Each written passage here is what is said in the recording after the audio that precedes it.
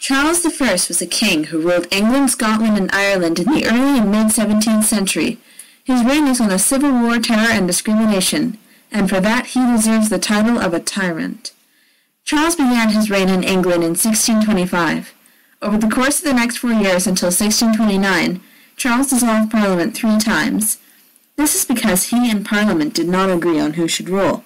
Charles wanted absolute power, whereas Parliament wanted there to be a balance of rule between the king and Parliament, a constitutional monarchy, or, even better, total control of the law for the people, a democracy. Oliver Cromwell, in particular, favored the idea of democracy, but he comes in later, so don't worry about him yet. Finally, in 1629, Charles decided to dismiss Parliament for good and rule completely alone, with the exception of a few advisers like Archbishop Laud and the Earl of Strafford. He ruled like this until 1640, and the period is known as the 11-Year Tyranny. But after attempting to force a new prayer book upon Scotland and Ireland, fights broke out among the neighbours.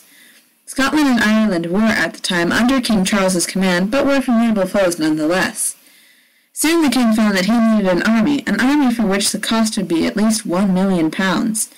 And there it was that was the problem. The king didn't have £1,000,000, and the only way to get that kind of money would be Parliament. Parliament would give Charles the money quite readily, but only on the condition that Charles would not be able to rule alone, and to share his power with Parliament and abide by England's laws. Charles, instead of being reasonable and making a compromise, instead set out a warrant for the arrest of 4 men who had spoken against him, one of them being the aforementioned Oliver Cromwell. When that didn't work, and when Cromwell tried to arrest him instead, Charles forced them into a civil war.